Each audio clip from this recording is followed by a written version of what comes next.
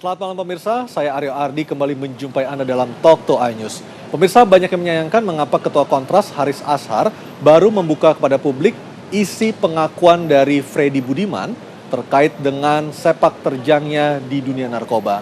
Dan banyak masyarakat yang bertanya-tanya, apakah tulisan yang dibuat oleh Haris Azhar tersebut merupakan pengakuan yang jujur dari seorang Freddy Budiman, ataukah hal tersebut merupakan halusinasi belaka dari gembong narkoba yang telah dieksekusi mati pada Jumat dini hari pekan lalu di Nusa Kambangan, Cilacap, Jawa Tengah. Dan malam hari ini kami akan membahasnya dengan sejumlah pihak yang sangat berkompeten untuk melihat sejauh mana isi kebenaran dari pengakuan Freddy Budiman seperti yang ditulis oleh Haris Azhar. Dan sebelumnya, saya sampaikan terlebih dahulu perkembangan berita lainnya pemirsa. Setelah sempat terlambat selama belasan jam, seluruh penumpang maskapai Lion Air saat ini telah diberangkatkan ke berbagai kota tujuan. Pemerintah melalui Menteri Perhubungan telah menerima insiden keterlambatan tersebut, namun hingga kini belum mengambil tindakan konkret.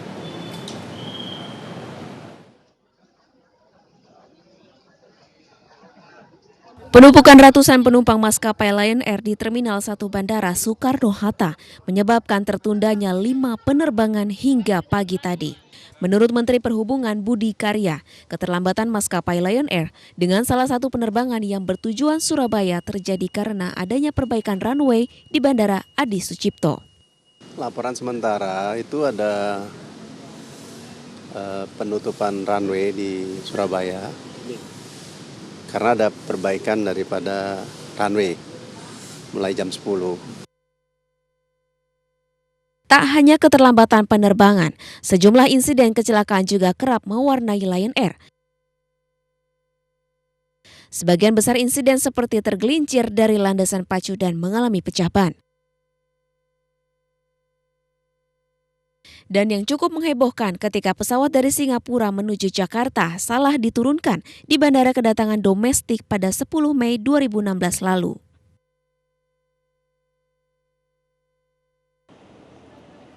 Hingga kini kondisi Bandara Soekarno-Hatta telah kembali kondusif dan tidak ada penumpukan penumpang.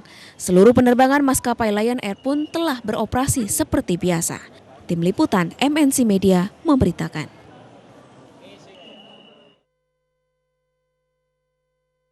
23 hari ABK Indonesia disandra kelompok militan Abu Sayyaf di Filipina Selatan. Dan hingga kini pemerintah masih terus berkomunikasi dengan pemerintah Filipina untuk upaya pembebasan ABK tersebut.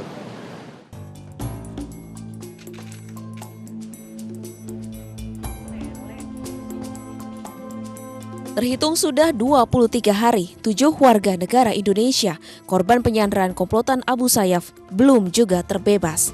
Pemerintah Indonesia terus berkomunikasi dengan pemerintah Filipina dalam usaha pembebasan. Komunikasi terus kita lakukan. Komunikasi terakhir yang saya miliki adalah dengan Filipina. Kemarin saya melakukan komunikasi lagi untuk mengecek keberadaan para sandera kita, mereka ada di mana, dalam kondisi apa dan sebagainya. Jadi komunikasi tetap terus dilakukan untuk memantau dan mengupayakan pembebasan sandera kita. Sementara itu, keluarga anak buah kapal yang disandra kelompok Abu Sayyaf siang tadi mendatangi kantor Kementerian Luar Negeri Jakarta. Perwakilan keluarga korban sandra kelompok Abu Sayyaf ingin memastikan upaya pemerintah dalam pembebasan keluarganya yang menjadi korban sandra. Seperti diketahui dalam 3 bulan terakhir, sebanyak 24 warga negara Indonesia menjadi korban sandra kelompok Abu Sayyaf. 14 diantaranya telah dibebaskan, sementara 7 lagi masih disandra. Tim Liputan MNC Media memberitakan. Dan kini kita beralih ke berita lainnya pemirsa. Presiden Indonesia ke-6 Susilo Bambang Yudhoyono melayat ke rumah duka penyanyi Mike Mohede di Bintaro, Tangerang Selatan. Mike Mohede meninggal dunia kemarin setelah terkena serangan jantung saat sedang tidur.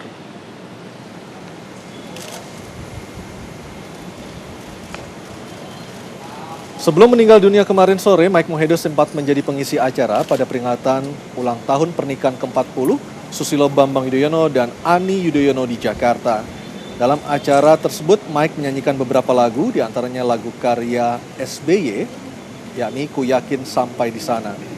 Di rumah duka, Tanpa kehadiran kerabat dari kalangan artis dan pejabat, dan Presiden Indonesia ke-6, Susilo Bambang Yudhoyono, hadir bersama Ani Yudhoyono di rumah duka di Bintaro, Tangerang Selatan.